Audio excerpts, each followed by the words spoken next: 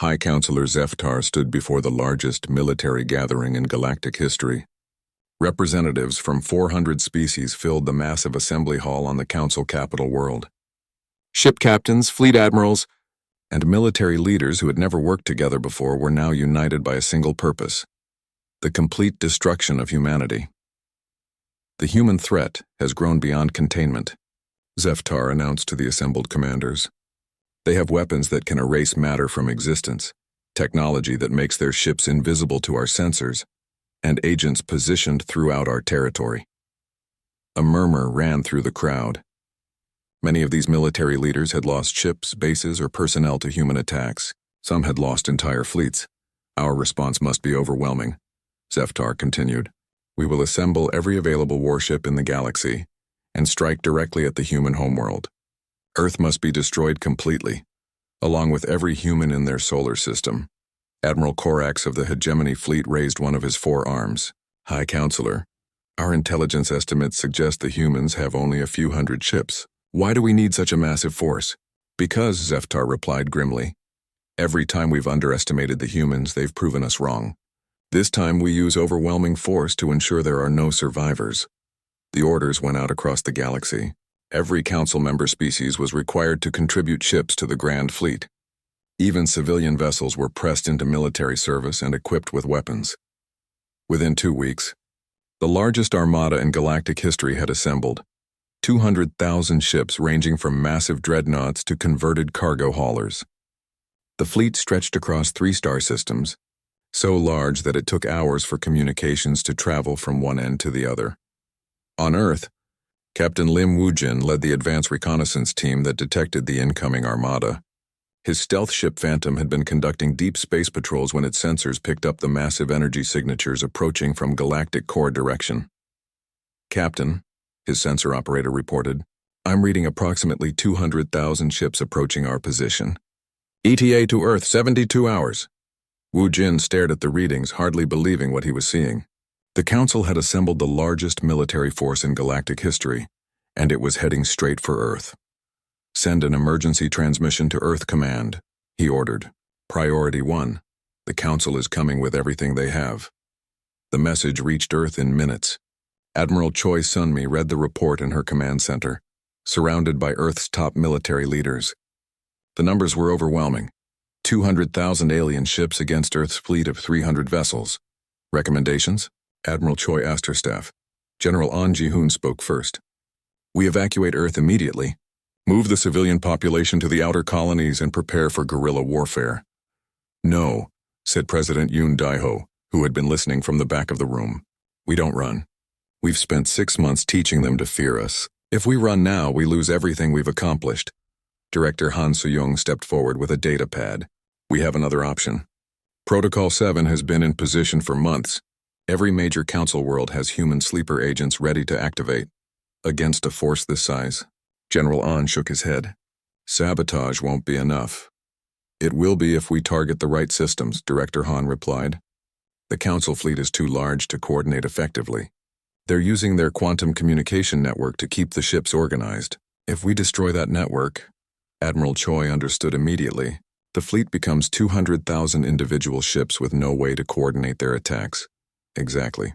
And we have agents positioned at every major communication hub in council space. President Yoon looked around the room. How long do we have? 68 hours until the fleet reaches Earth, Captain Lim reported through the communication system. Then we activate Protocol 7 immediately, President Yoon decided. Every agent, every asset, every weapon we've positioned over the last 20 years. Use it all. The activation signal went out through the same untraceable communication network that Earth had used to send their first message of war.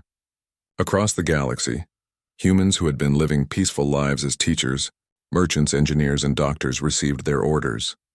Agent Nam Seolgi had been working as a systems engineer on the Council capital world for 8 years.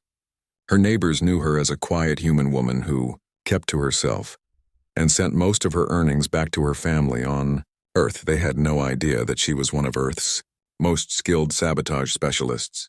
She received the Protocol 7 activation signal while eating breakfast in her small apartment. The message was simple. Lee Min-ho, remember his name.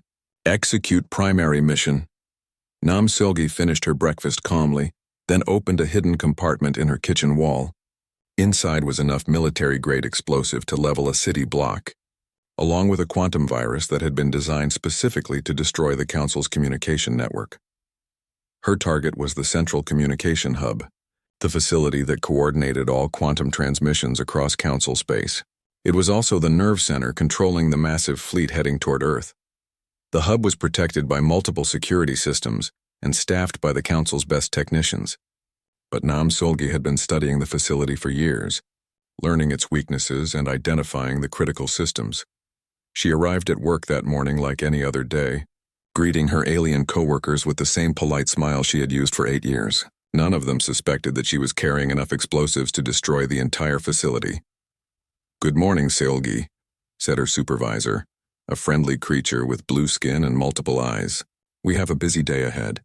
The military is using extra bandwidth for their fleet coordination." "Of course," Nam Seolgi replied. "I'll make sure all systems are running optimally." She spent the morning working normally, maintaining the quantum transmitters and calibrating the communication arrays. But she was also installing the virus into the hub's computer systems, using access codes she had been gathering for years. At exactly noon, coordinated with similar operations across the galaxy, Nam Solgi activated both the virus and the explosives. The virus hit the quantum communication network first, spreading through the galactic internet faster than any security system could respond. Within minutes, communication hubs on thousands of worlds began shutting down as their computers were infected by the self-replicating code. Then the explosives detonated. The central communication hub vanished in a ball of plasma, taking with it the primary coordination system for the Council's massive fleet. Similar explosions occurred simultaneously on hundreds of worlds as human sleeper agents activated their final missions. In deep space, Admiral Korax watched in horror as his fleet's communication system collapsed. Ships that had been maintaining perfect formation suddenly lost contact with their commanders. The careful battle plan that had taken weeks to develop became useless as 200,000 ships found themselves operating blindly. "Status report," Korax demanded. "Sir?" His communications officer replied with panic in his voice. "We've lost contact with Fleet Command. We've lost contact with the other battle groups. We've lost contact with our own ships." The massive Council armada began to drift apart as individual ship captains tried to figure out what was happening. Some ships continued toward Earth following their last known orders. Others turned back toward their home systems to investigate the communication blackouts. Many simply stopped, waiting for new orders that would never come. On Earth, Admiral Choi watched the real-time intelligence reports flooding in from human agents across the galaxy. "Communication hubs destroyed on 847 worlds," reported Director Han. "Council fleet coordination has collapsed completely." "Phase 2? asked General An. "Execute Phase 2, Admiral Choi confirmed. Agent Park Jinsu had been living on the Velthari homeworld for 12 years, running a small shop that sold human crafts and artwork to alien tourists. His neighbors considered him a harmless merchant who was always willing to help with community projects. They didn't know that his shop's basement contained a laboratory equipped with the most advanced biological weapons humanity had ever created. When the Phase 2 signal arrived, Park Jinsu sealed his shop and went downstairs. The biological weapon that Dr. Park Hyunwoo had designed specifically for the Velthari species was ready for deployment. But Park Jinsu hesitated. The weapon would kill every Velthari on the planet within hours of release. Millions of innocent aliens would die, including the children who came to his shop to buy human toys and candy. He thought about Lee Minho, the 8-year-old boy who had been vaporized for playing with a toy. He thought about the Velthari children he knew, alien kids who laughed and played just like human children. Then he thought about Counselor Thex Farah, the Velthari military leader who had given the order to kill Minho and never showed any remorse. Park Jinsu modified the biological weapon's targeting parameters. Instead of affecting all Velthari, it would only target individuals with specific genetic markers and the genetic markers of Thex Farah's family line. He released the weapon into the planet's atmosphere and waited. Counselor Thex Farah was in his fortified compound when the biological agent reached him. The galaxy was about to learn that humanity's capacity for love was matched only by their capacity for creating weapons that defied comprehension. Counselor Thexvara, the alien who had G6 months had passed since the first human attack, and the Galactic Council was falling apart. High Counselor Zeftar stood in his war room, staring at a galaxy map covered in red dots. Each dot represented a council facility that no longer existed. 47 installations destroyed, reported General Vextar, the council's top military commander. 3,000 personnel killed or missing, and we still can't find their ships. The council's greatest scientists had been studying the wreckage of human attacks for months, but they understood almost nothing about the weapons being used. The quantum disruption beams seemed to violate basic laws of physics, and the stealth technology was beyond anything in the council database. How is this possible? Zeftar demanded. They're a primitive species. They've only had space travel for 20 years. Apparently, General Vextar said grimly, we underestimated them.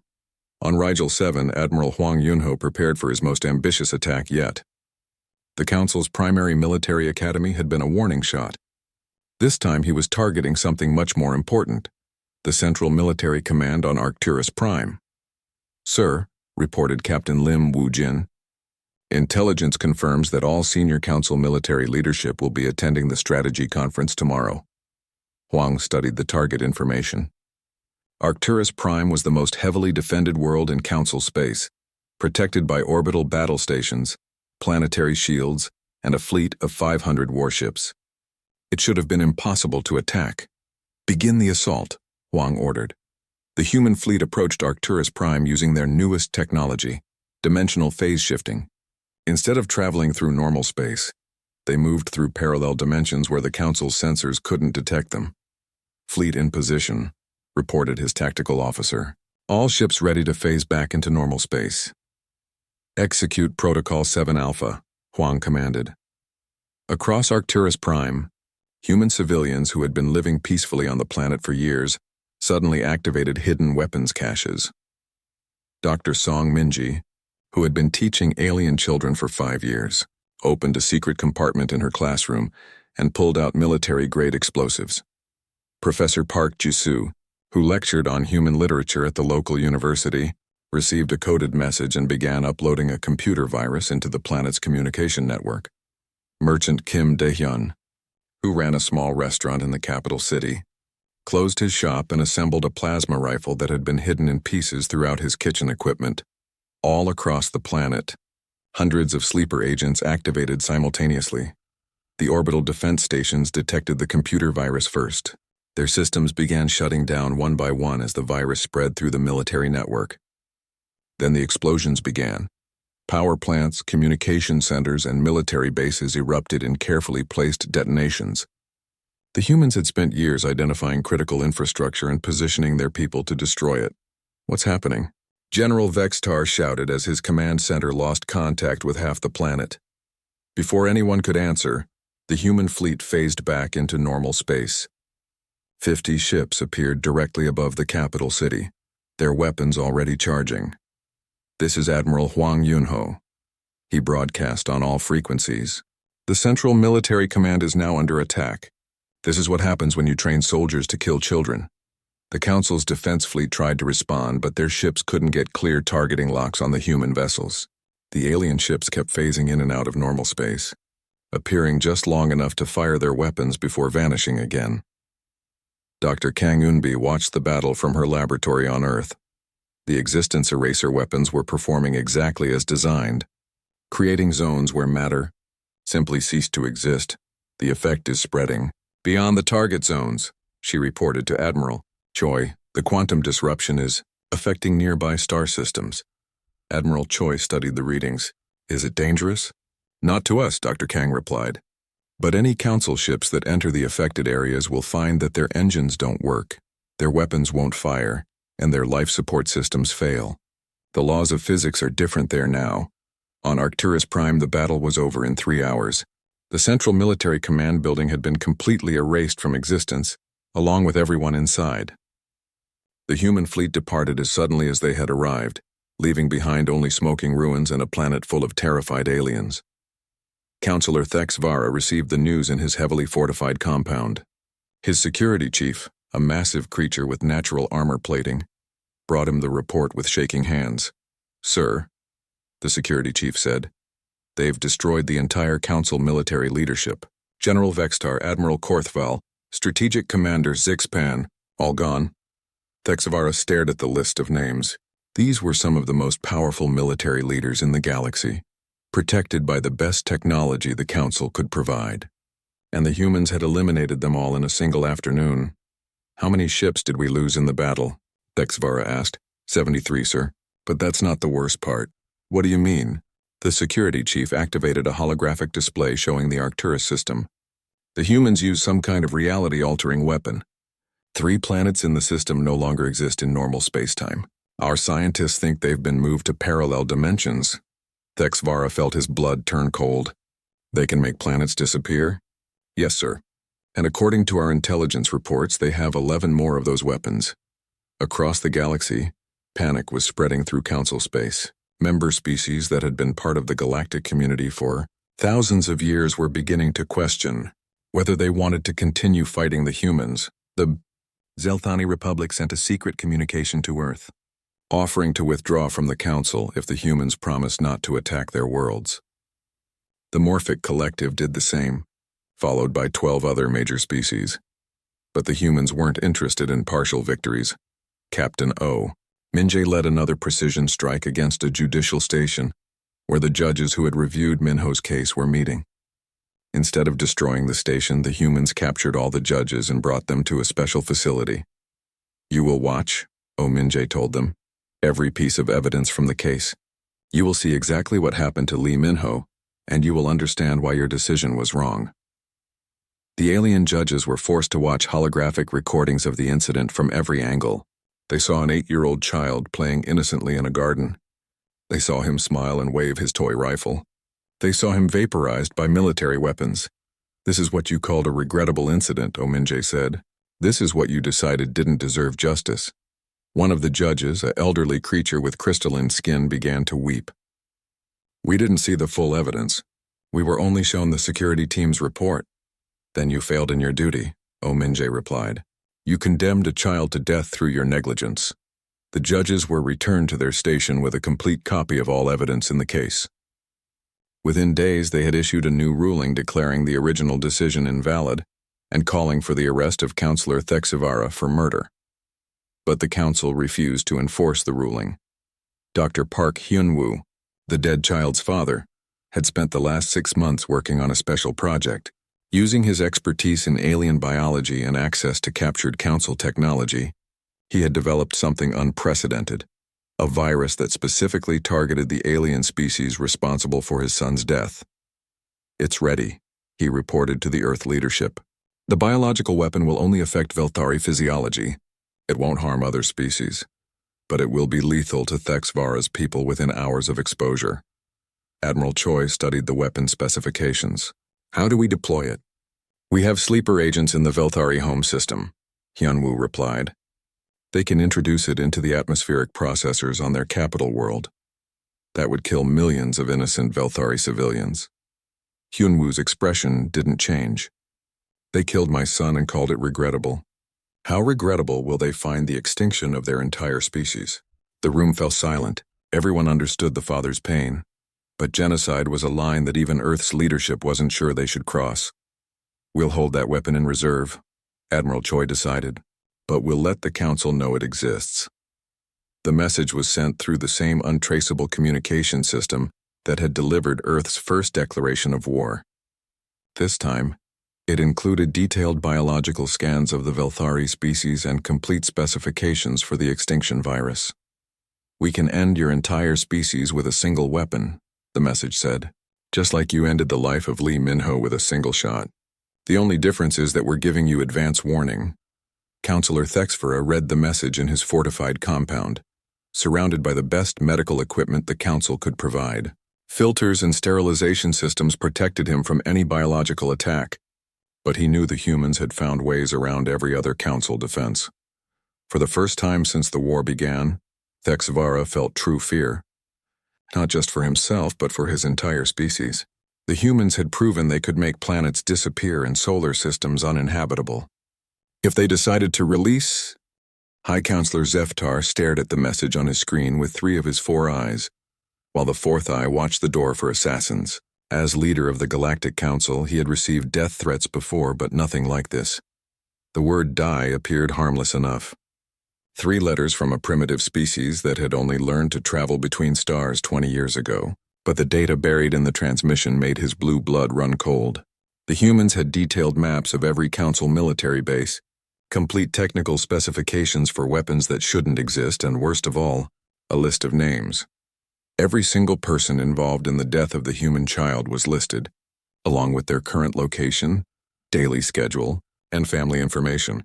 How did they get this intelligence? Zeftar asked his aide, a nervous creature with 6 arms and a tendency to change colors when stressed. Right now, the aide was bright purple with fear. Unknown, sir. Our security experts believe the humans have been gathering this information for decades through their diplomatic missions. Zeftar activated the emergency communication system.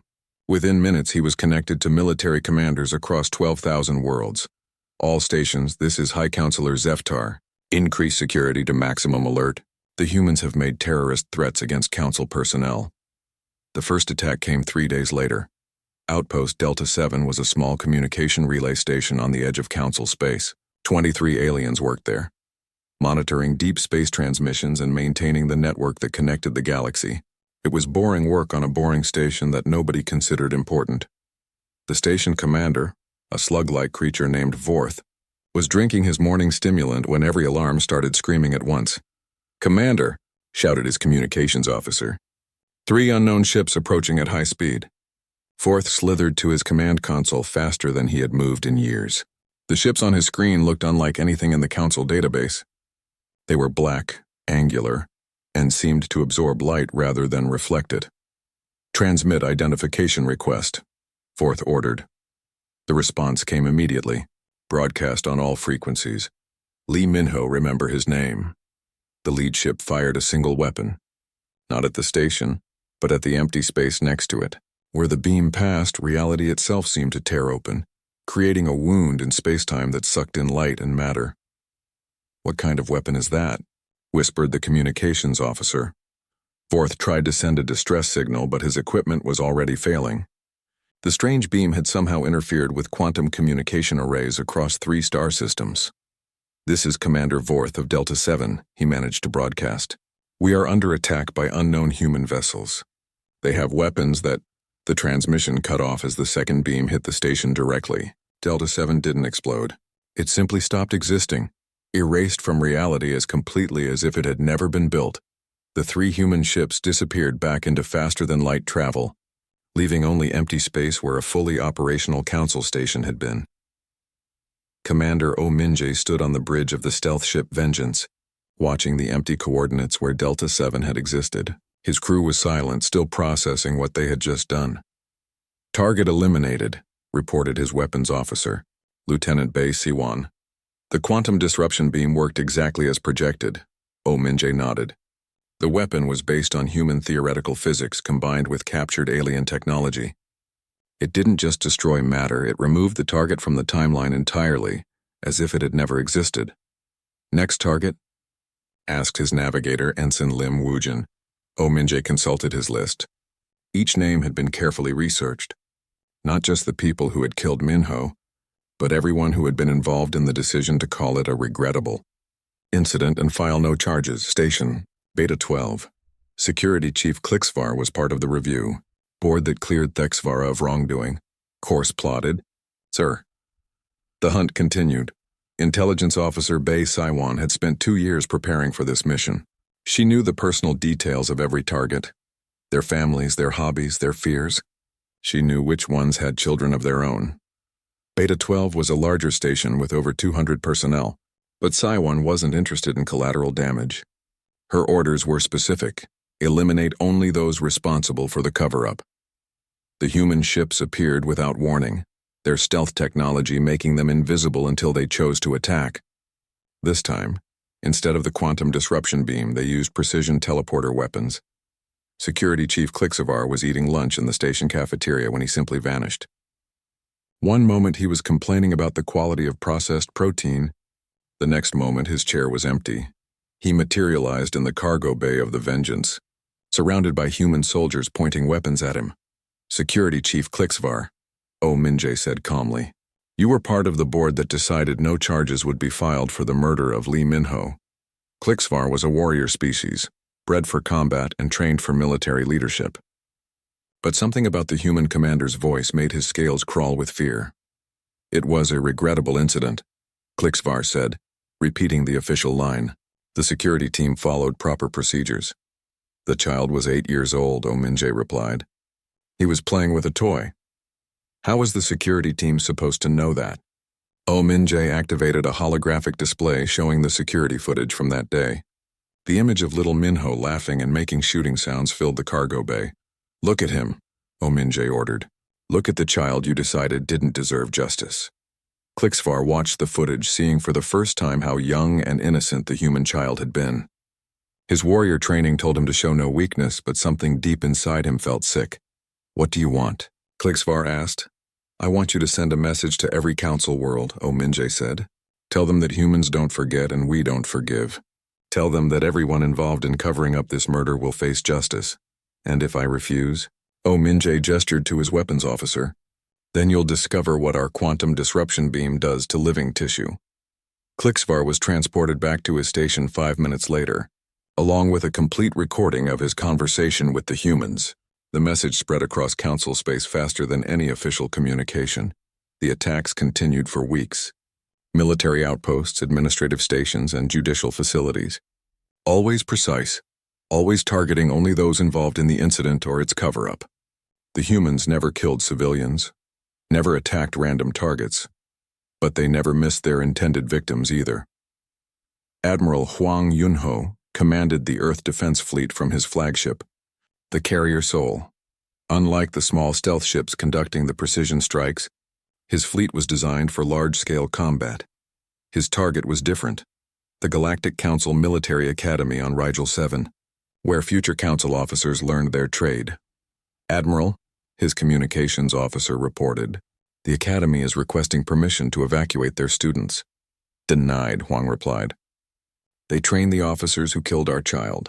Now they face the consequences. The Academy held 5,000 young aliens from hundreds of different species, all training to become council military officers.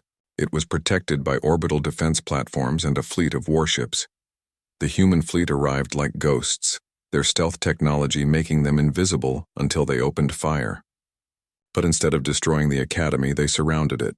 This is Admiral Hwang Yunho of the Earth Defense Fleet. He broadcast on all frequencies. The Galactic Council Military Academy is now under human control. All students and instructors will remain in their current positions. You can't do this, responded Academy Commandant Grixtal. These are children. Students. Lee Minho was also a child, Hwang replied. The difference is that your children will live to see tomorrow. Ours will not. The occupation lasted 3 days. During that time, human soldiers went through every database in the Academy, copying training manuals, weapon specifications, and student records. They also left behind something else, a memorial to Lee Minho in the Academy's main hall. When the humans finally departed, they left the Academy intact but fundamentally changed. Every student and instructor had been forced to watch footage of the child's death and learn about human history and culture. You train warriors here, Admiral Hwang said in his final broadcast. Make sure they understand what happens when warriors target children. Back on Earth, Dr. Kang Yunbi was putting the finishing touches on humanity's ultimate weapon. The quantum disruption beam was powerful, but it was just the beginning. The existence eraser is ready for deployment, she reported to Admiral Choi. This weapon doesn't just destroy matter or remove targets from the timeline. It unravels the quantum foundations of reality itself. Admiral Choi studied the technical specifications. The weapon was theoretical physics made real, capable of creating zones where the laws of physics simply stopped working. How many do we have? 12, Dr. Kang replied. Each one can affect an area the size of a solar system. And the aliens have no defense against it? No defense is possible. You can't shield against something that removes the possibility of existence itself. Admiral Choi authorized deployment of the weapons to the human fleet. 3 weeks after the funeral, every important person on Earth sat in the same room, The United Earth Council chamber was packed with presidents, prime ministers, generals, and scientists from every nation. But today they were not divided by borders or politics. Today they were united by something much stronger than any treaty: grief and rage. Admiral Choi Soon-mi stood at the front of the room. She was a small woman, but her voice carried the weight of an entire planet when she spoke. Behind her, a large screen showed the last photo ever taken of Lee Min-ho. The boy was smiling, holding a drawing he had made of Earth and Kepler 442b, connected by a rainbow bridge. "The Galactic Council has given us their final response," Admiral Choi said. Her voice was calm, but everyone in the room could hear the anger underneath. "They will not apologize. They will not pay compensation. They will not even admit they did anything wrong." President Yoon Dae-ho of Korea sat in the front row. His eyes were red from 3 weeks of crying and 3 weeks of not sleeping. Next to him sat Min-ho's grandparents, who had flown in from Seoul for this meeting. "They called it a regrettable incident," Admiral Choi continued. "They said their security team followed proper procedures. They said a human child with a toy looked like a threat to trained soldiers with military weapons." General An Ji-hoon stood up from his seat. He was old, with gray hair and scars from Earth's last World War. "What are our options, Admiral?" "We have several choices," Admiral Choi replied. "We can accept their decision and continue diplomatic relations. We can file a formal complaint and wait 5 years for a response. We can withdraw from the Galactic Council and isolate ourselves." She paused and looked around the room. "Or we can choose the fourth option." Director Han Soo-young of Earth's Advanced Research Division stepped forward. She was young for such an important job, but she had earned her position by being the smartest person in any room she entered. "The fourth option is simple," Director Han said. "We send them a message they will never forget." The screen behind her changed to show technical diagrams and star charts. Most of the people in the room couldn't understand the complex mathematics and engineering schematics, but they all understood the basic idea. "For 20 years, our diplomatic missions have been gathering intelligence," Director Han explained. "Every time we visited their worlds, every time we attended their meetings, every time we signed their treaties, we were also studying their technology and mapping their defenses." Dr. Kim Won-sik, Earth's top physicist, stood up to address the room. "We have reverse-engineered their faster-than-light communication systems. We can send a message to every council world simultaneously, through channels they cannot trace or block." "What kind of message?" asked the representative from Brazil. Director Han smiled, but it was not a happy smile. "A very simple one." The screen changed again, showing a single word in large letters. "Die. That's our message," she said. One word. 3 letters. But embedded in that transmission will be complete technical specifications for every weapon system Earth has ever developed, including several they don't know exist. Admiral Choi took over the explanation. "We will also include detailed star charts showing the location of every human colony, every Earth ship, and every secret military installation we have. We will tell them exactly where to find us." The room erupted in confused voices. "Why would we reveal our defenses?" shouted someone from the back. "Because," General An said, standing up again, "we're not hiding anymore. Let them see everything we have. Let them know exactly what's coming for them." President Yoon spoke for the first time since the meeting began. His voice was quiet, but the entire room fell silent to listen. "They killed our child and said it didn't matter. They think humans are weak because we're new to space. They think we'll accept their decision and continue being good little diplomats." He stood up slowly, his hands shaking with emotion. "They're about to learn what happens when you kill a human child." Director Han brought up another screen, showing something called Protocol 7. The details were classified, but the room could see it involved every human settlement outside Earth's solar system. "Protocol 7 has been in development since we first made contact with alien life," she explained. "It's our insurance policy. If Earth is ever threatened with destruction, we activate Protocol 7. "What does it do?" asked the representative from Australia. "It turns every human civilian in alien space into a sleeper agent," Admiral Choi answered. "Every teacher, every trader, every tourist, every diplomatic family like the Lees, they all have hidden weapons and communication equipment. They all have detailed plans for sabotaging critical infrastructure on their assigned worlds." The room fell silent as the implications sank in. For 20 years, humans had been spreading across the galaxy as peaceful visitors. but they had also been positioning themselves for war. Commander O. Minjae of Earth's Special Operations Division stood up. "We have people on every major council world. They're teachers, doctors, engineers, and shopkeepers. The aliens see them as harmless humans just trying to make a living. But they're actually soldiers," General An added. "Highly trained soldiers who have been waiting for orders that we all hoped would never come." Director Han pulled up a final screen showing transmission schedules and target lists. "The message will be sent in 6 hours. Every council world will receive it at exactly the same time. They will know that Earth has decided to go to war." "But why reveal our plans?" asked the representative from Japan.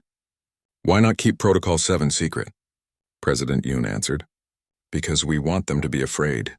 We want them to look at every human in their territory and wonder if that person is going to kill them in their sleep. We want them to realize that they are surrounded by enemies they never saw coming." Admiral Choi nodded. "Fear is a weapon, and we're going to use it. They killed Minho because they thought humans were harmless. We're going to show them how wrong they were." Dr. Park Hyunwoo and Kim Ji-won entered the chamber just as the meeting was ending. They looked older than they had 3 weeks ago. Like the death of their son had aged them by years. "Are you sure about this?" Ji-won asked the room. "This means war, real war. People will die." "People are already dying," her husband replied. "Our son is already dead. The question is whether his death will mean something." President Yoon put his hand on Hyunwoo's shoulder. "His death will mean everything. The galaxy will remember the name Lee Minho for 1,000 years. Director Han began the final countdown. Message transmission in 5 minutes. All department heads confirm ready status. One by one, the military leaders and scientists confirmed their readiness. Earth's most advanced computer systems prepared to send humanity's declaration of war across thousands of light years in an instant. Transmission in 10 seconds. Director Han announced. The room counted down together. 3, 2, 1, sent. Across the galaxy, every Galactic Council communication array received the same message at exactly the same moment. A single word that would change the course of galactic history forever. Die. And buried in that simple message was everything the Council needed to understand, that they had just awakened something terrible. They had killed a human child and thought it didn't matter. They were about to learn how much it mattered. The morning sun cast long shadows across the diplomatic quarter of Kepler 442b. 8-year-old Lee Minho ran through the garden behind the human embassy, his plastic toy rifle making soft clicking sounds as he pretended to fight space pirates. His black hair bounced with each step as he ducked behind the purple flowering bushes that grew on this alien world. "Pew, pew," Minho whispered, pointing his toy at an imaginary enemy ship. The rifle was bright orange and clearly marked as a toy, but to the boy it was the most powerful weapon in the galaxy. He was Captain Minho, defender of Earth, protector of the innocent. Inside the embassy, his mother Kim Ji-won was having tea with 3 alien diplomats. As Earth's first ambassador to the Galactic Council, she worked hard to build good relationships with the other species. The aliens were tall and thin with blue skin and 4 arms. They spoke in slow, careful words about trade agreements and cultural exchanges. "Your species shows promise," said one of the aliens, sipping the strange purple liquid they preferred instead of tea. "But humans are still very young in galactic terms." Ji-won smiled politely. "We're eager to learn and contribute to the galactic community." Through the window she could see Minho playing in the garden. The sight made her heart warm. Her son had adapted well to life on this alien world. He had even learned a few words in the local alien language and made friends with some of the other diplomatic children. In his laboratory across the compound, Dr. Park Hyunwoo was studying soil samples from the planet's northern continent. As Earth's chief scientist on Kepler 442b, he spent his days analyzing alien plant life and geological formations. The work was fascinating, but he always looked forward to lunchtime when he could play with Minho in the garden. Hyunwoo glanced at his watch. Almost time for their daily game of space explorers. Minho loved hearing about the strange creatures his father discovered, and Hyunwoo loved seeing the wonder in his son's eyes. Everything changed when the Galactic Council security team arrived. 6 hover vehicles landed hard in the embassy courtyard, kicking up clouds of red dust. Armed aliens in black armor jumped out, their weapons already drawn. They moved with military precision, surrounding the human buildings. The team leader was Counselor Thexvara, a member of the Velthari species. He was 7 feet tall with gray skin and red eyes that glowed in the sunlight. His species was known for their military prowess and their cold, logical thinking. They made excellent soldiers but terrible diplomats. Routine security inspection, Thexvara announced through his helmet's speaker system. All humans will remain in their current positions.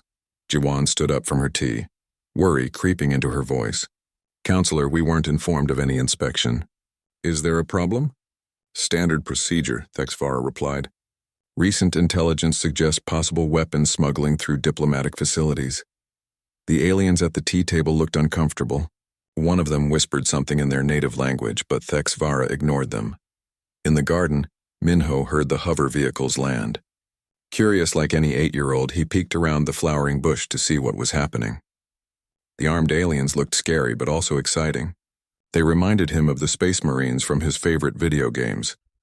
Thexvara's team spread out across the compound, scanning for weapons with their detection devices. The equipment was designed to identify energy signatures from military-grade weapons, but it was old and not well calibrated for human technology. When the scanner passed over the garden area where Minho was playing, it detected an energy signature. Contact, one of the soldiers reported. Weapon signature detected grid 77. Thexvara turned toward the garden.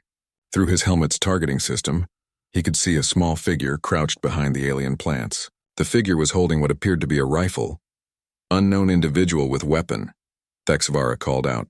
Drop your weapon and show yourself. Minho heard the loud voice but didn't understand what was happening. The words were in Galactic Standard, which he only knew a little bit. He thought maybe the Space Marines wanted to play with him. Standing up with a big smile, Minho raised his toy rifle and pointed it at the security team, just like in his games. Pew pew, he shouted happily, making shooting sounds. Jiwan heard her son's voice and felt ice-cold fear shoot through her body. She ran toward the window, pushing past the alien diplomats. No, she screamed. He's just a child. It's a toy. But Thexvara's team had already identified what they believed was a threat. Their training was clear. Neutralize any armed individual who points a weapon at security forces. Hostile target acquired, Thexvara reported. Engaging. Wait! Jiwan's voice cracked as she reached the window. He's 8 years old. Hyunwoo heard his wife scream from his laboratory. He dropped his equipment and ran toward the garden, his heart pounding with terror. The security team's weapons charged with a high-pitched whine. Military-grade energy rifles designed to stop armored vehicles and dangerous alien predators. Minho saw the lights on their weapons and thought it was part of the game. He laughed and made more shooting sounds with his toy. Target eliminated, Thexvara said calmly as his team fired. The energy beams hit the 8-year-old boy dead center. His small body disappeared instantly, vaporized by weapons meant for destroying starships. Only his toy rifle remained. The bright orange plastic melted and smoking on the alien grass. Jiwan's scream could be heard across the entire diplomatic quarter. Hyunwoo reached the garden just in time to see the empty space where his son had been playing moments before. He fell to his knees next to the melted toy, his hands shaking as he touched the still warm plastic. The alien diplomats who had been having tea with Jiwan stood at the window in shock. One of them was quietly crying, a blue tear rolling down their face.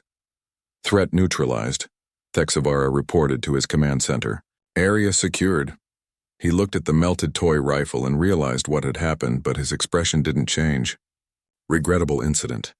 Target appeared to be armed. No charges will be filed against security personnel.